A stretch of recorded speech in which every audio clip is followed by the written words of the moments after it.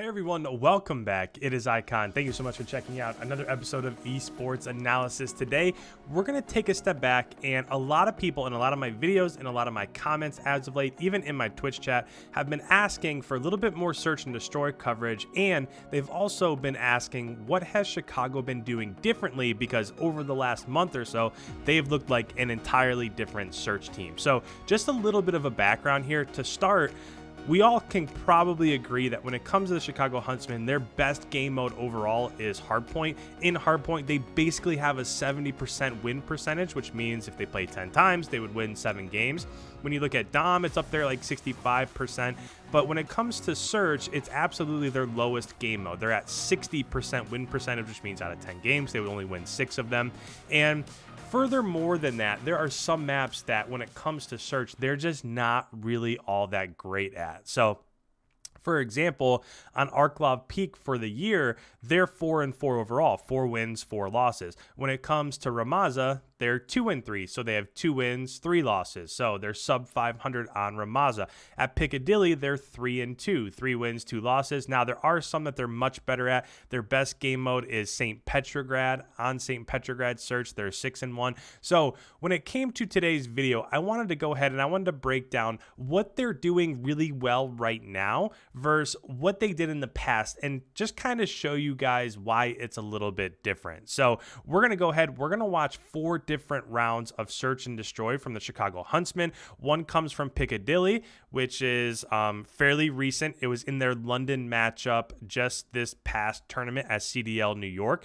The next one comes against Florida, and that was a few events ago when they weren't really performing all that well. And then the last 2 are from Romanza, the first time they matched up with the New York Subliners on Search and Destroy on that map at this last event. So just kind of showing you where they were before and where they're at now and how their strategy might change a little bit. So without further ado, we're going to hop over to our recording screen here. And the first thing that you're going to notice is that we are on board with Chicago and they're on offense. And a lot of what I'm paying attention to is on offense, because you can kind of dictate more what happens on the map on offense. And the first thing that I want to show you right out of the gate is we bring up the mini map here. You can already see there's like 15 seconds off the clock, and as we're looking at that, this is Chicago spawn, and they basically sent Arcides. He grabbed bomb. That's another thing that's been a little bit different, is that on maps like this, Arcides has been carrying the bomb, and what that does is it frees up the 2 SMGs that they have left, Envoy and Scum, to be a little bit more aggressive out towards mid-map. The other thing it does is it kind of allows the ARs to sit back a little bit and try to get picks as those SMGs move forward. So Arcides is up here. You can see that Envoy is up towards the top of the map by Ambulance watching the flank. Formal, of course, has his sniper rifle as he usually does on this map. Then the biggest thing to pay attention to is look at where Pristini's already at. Pristini's already up here in that flight of stairs that's kind of behind Ticket Booth, and Scump is here towards mid-map in buses, and he's going to continue pushing up, and he's going to get up quite a few kills here in this round. So the biggest change that you're seeing from this point of view is that they're just being super aggressive. They're getting the bomb down, they're taking map control, and they're making things happen from there. So as we hop back on board, again, bomb goes down, only 15 or 20 seconds are off the map. You can see where Scump is, right? Scump's already pushed up mid-map. As we watch this here, things are going to develop for just a second, but right around here, they're going to call out where people start to be, then plays are going to be made. So right there, Arcides goes down, but Scump is immediately able to turn and get a 2-piece because he's pushed up so far on the map. As that was happening, Envoy got the kill for the person that was on the flank. Formal got a snipe. Now there's only one person left. It's Wuskin. He has a sniper rifle. And in a 4v1, that's just not going to turn out all that well for you, right? So biggest thing in this first round that we're watching right here is that they're able to gain map position. They're able to kind of take control of mid-map. As soon as a shot goes down, Scump's able to turn, get a 2-piece. Then the rest of the round just kind of plays out once they have numbers. So as we move on here, the next thing that we're going to show you is, so again, they're sub 500 on Romanza, right? 2 wins, 3 losses. This is a round of defense here, and I just wanted to show you because there's a major change in how they play defense in this round versus how they play defense later on.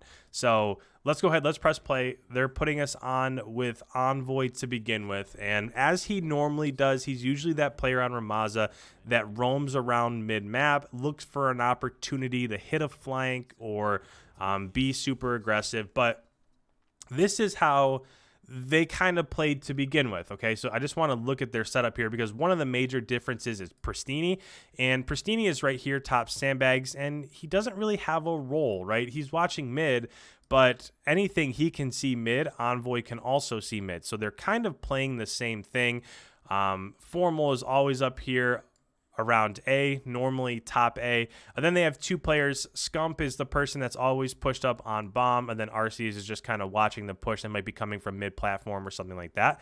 But the biggest thing here is that you can see on defense how defensive that this setup is right here. Nobody's really making plays. Nobody's really pushing the issue. Nobody's really being unpredictable or being super aggressive. And sometimes you need that in search and destroy, right? So right here, Havoc pushes up. He gets the kill on Pristini. And if you're just talking about who forced the issue right here in this round, it would have been Havoc, right? It would have been Florida. Florida's the people that are flying forward. They're taking control of the map. Again, Havoc hits a flank, gets a second kill on Scump.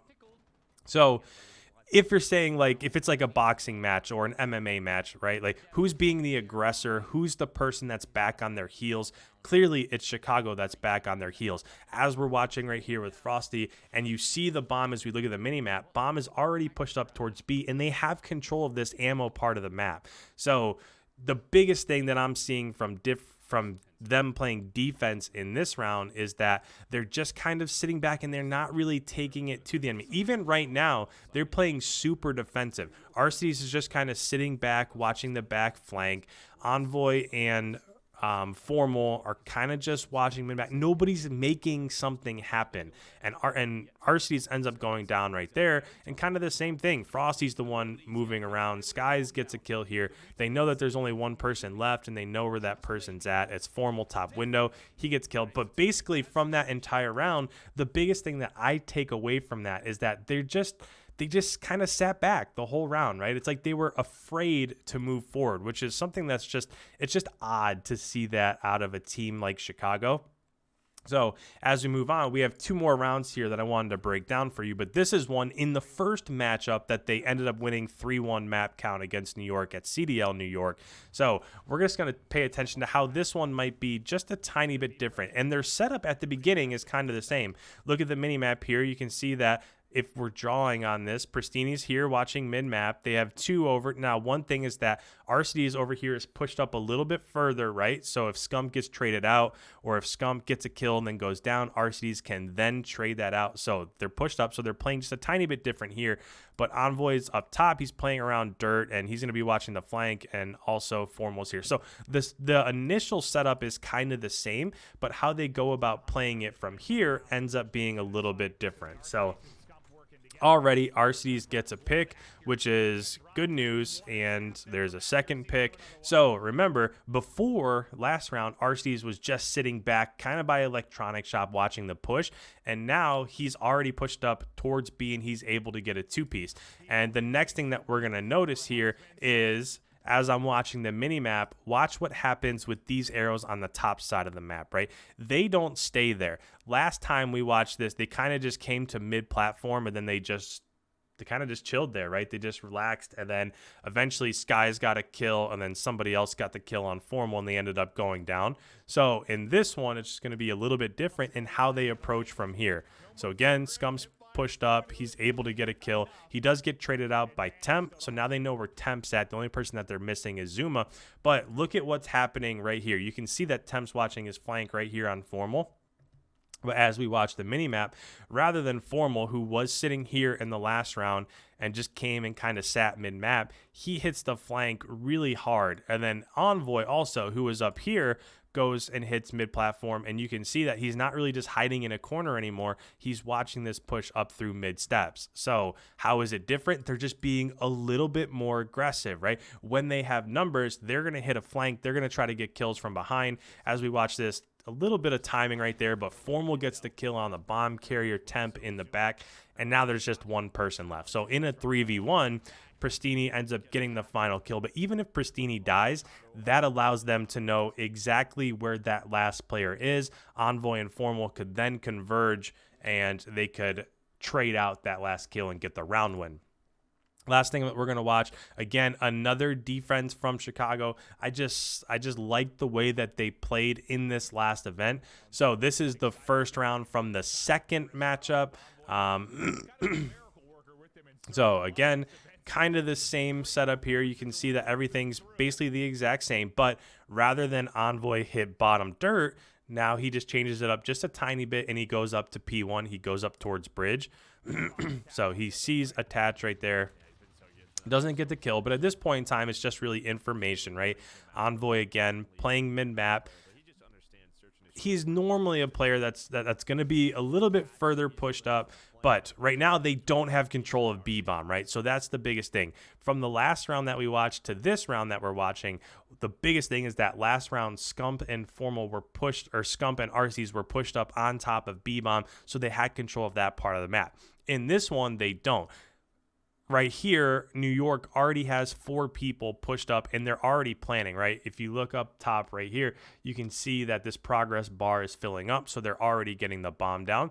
So as we press play, this is where things are going to change a little bit. So again, Envoy, he's the key here. He throws this smoke, and essentially what that does, as we bring up the mini-map here, he's up top in this top plat area, and he throws this smoke right here. So the two things that it does is it blocks off Accuracy's point of view right here, so he can't really see anybody that's pushing. The other thing that it does, and this is what Envoy takes advantage of, it allows him to push and to get through this line of sight, right? So essentially it allows him to quickly hit a flank, whereas if he didn't have that smoke, he wouldn't have been able to hit that. So let's go ahead, let's go back to this. Formal gets killed on the flank, but that's not really all that big of a deal. Envoy has already pushed through, so he went through his smoke. He got a kill on bomb. While that happened, Pristini also got a 2-piece. So rather than Envoy go towards the bomb, Accuracy puts shots into RCs right there. Envoy comes from behind, is able to get that kill. But what's the difference? From the round that we watched earlier, they were all sitting back, playing passive, and now Formal was trying to hit a flank. He ended up dying, but Envoy was being aggressive. He threw the smoke, entered that flank route. He's able to get 2. Pristini also gets 2. Then the last person comes off the map, and that's a round win. So when we're talking about what exactly is Chicago doing more differently or doing better in terms of the last couple weeks than they were 3 or 4 months ago, the biggest thing is just that they're being more aggressive, right? They're being more assertive, and that allows them to really just kind of take over rounds in search and destroy that previously they would have been sitting back. And most of the time, now you don't want to be careless, you don't want to be reckless, but most of the time when you're the aggressor in search and destroy, it ends up leading towards round wins, which also ends up leading to map wins. So hope you guys enjoyed this one. This one was a little bit different from what we normally do, but I've been having so many questions about search and what's Chicago doing differently and stuff like that. I figured I would just go ahead and cover all of our bases here in a video like this. So if you're new around here, you enjoy this sort of coverage, make sure you go ahead and hit that subscribe button. I put out brand new videos every single day covering the Call of Duty League. If you have any questions whatsoever, put them down below. I love the comments, love the interaction, so make sure you do that. Leave a like before you head on the way. It really helps out the channel. And with that, guys, thank you so much. Hope you guys all enjoy your day. We will catch you in tomorrow's upload.